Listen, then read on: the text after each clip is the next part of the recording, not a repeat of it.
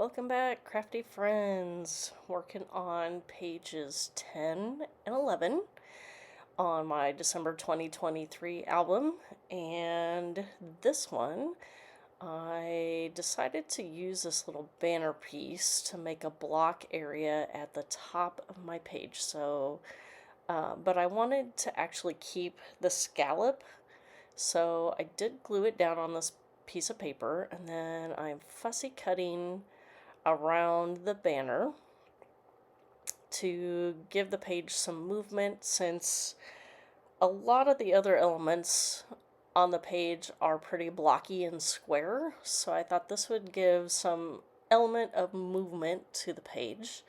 So here I am, I'm just going to cut off a section of it and figure out how far down I want this to go. And this picture for this page is actually a picture of our house with our Christmas lights. Cheers to all you lovely people out there. And just so you think I don't drink all the time, that I do like to have a beverage once in a while when I'm scrapping. And a lot of these pages I did all in one evening with just a few beverages. So cheers to all of you. So here I'm trying to auditioning some papers to map my picture and add a few other extras to it. So I decided to go with this packaging piece here and put that behind my picture of our house. And then I did pick out a few the big chipboard Santa that came from my stash, and I believe that's been in my stash for quite some time.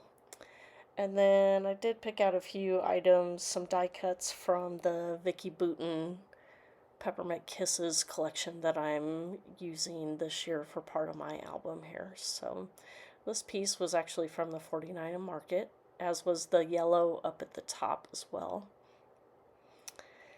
And so now that I got that matted, I'm going to go ahead and try and piece everything together how I want it to go. So I did need to come up with a way to cover up the stitching for the pom-pom trim that was sewn on the other side of my page. So I used this scrap piece of black, which I believe might have been from a border piece that I cut off from the bottom branding strip. And so to make sure it sticks down to that thread really good, I did decide to use the tear tape. And so I'm just placing that along the edge, and just cutting off the little bit of extra that I had there. And now I'm going to get that piece on there. I decided I probably don't want it as large as I have it right now, so and then since my yellow piece and banner piece didn't stretch all the way across, I did decide to put another black strip on the other side of the layout as well. And that also gives my picture kind of like a side shelf or an area just to rest and start creating some of my clusters that are going to go and help decorate and support that picture.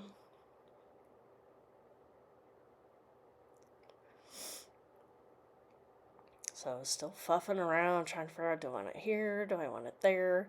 So I decided to put just one small strip of adhesive down to hold it till I can get everything else put down and kind of decide before I totally commit to adding glue and putting everything down permanently. So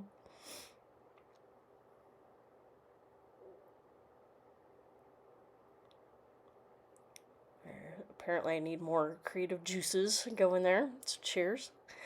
And okay, so I'm going to start adding things in here. I've got my branch, and I'm going to cut this wreath in half, because if I just use the whole thing, most of it would be hidden. So now I can tuck that other piece somewhere else, somewhere along the lines. And at this point I've got my basic design planned out, so I'm going to start gluing things down. And oh, here, I guess I'm gonna decide to dig around a little bit more just to see what else do I want to add. It looks like it needs something, and ultimately, I do end up finding a piece to stretch, go from the very top. Oh, I guess to kind of cover up some of that of our driveway, which is kind of a dead space within the photo. I start out thinking I'm going to use this banner, and then ultimately I end up changing to this other sticker that has the star, and then it kind of helps go down the edge of that black piece. So I decided to go with that there, and then ultimately I think that banner ends up up further up there, which says sparkle. And let's see, another sip. And let's see. Okay, so now at this point I think I like my design, and I'm going to start gluing things down.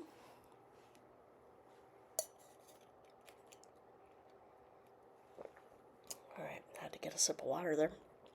Alright, so now time to glue, time to glue. Alright, so I tear everything apart and start adding the glue to make sure that this is all going to hold together and stand up to multiple views of my album throughout the years. How often do you get your albums to look at? I tend to at least look at these multiple times throughout the season. So next year I will have it out on display and during the Christmas season. And then I do have a shelf in my scrapbook room that I do keep my Christmas albums in. And then I have a curio cabinet also down in my office area where I keep almost all of my mini albums that I've created throughout the years. And sometimes if I just need a pick-me-up while I'm working, sometimes I'll just go grab one and flip through it just to give me a little pick-me-up, and then I put it back away and get back to work. So it's kind of a fun walk down memory lane every so often just to remember when Hope was little or some other whatever event it was that I was making a mini album for.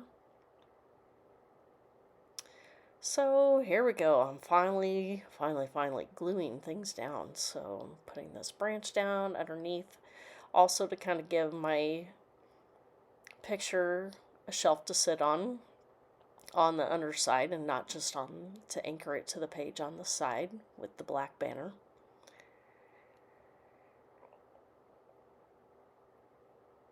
And let's see. Oh, grabbing my T-square ruler to make sure I have it on there straight.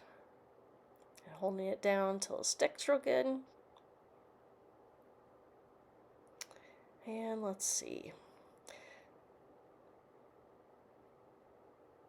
So now thankfully that hadn't dried too solid yet, so I was able to pry up the side there real quick. And here I'm going to glue down the Santa, and then I'm going to come back here live because the footage of my other page, actually, I think my phone died. And so I will be joining you live here to share my other page once I get this piece down. And thanks for watching. Get that sparkle down, and I will be joining you live here soon. Thanks for watching.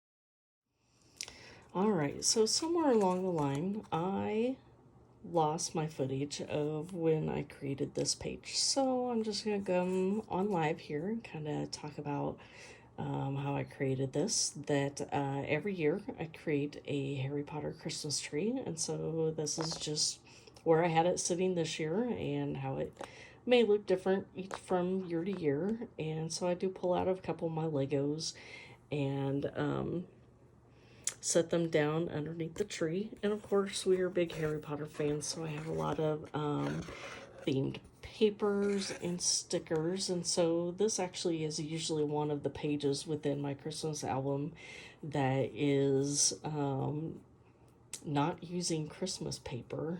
And so really I just kind of added some themed Harry Potter-ish stickers and to create this page for my Christmas tree that I have by my work desk. So it's kind of fun to look at while I'm working, and hopefully this gives you some ideas if you do themed trees that you don't have to use your Christmas papers. Maybe use some themed papers from whatever theme you have and go from there. So thanks for watching, crafty friends, and we'll see you next time.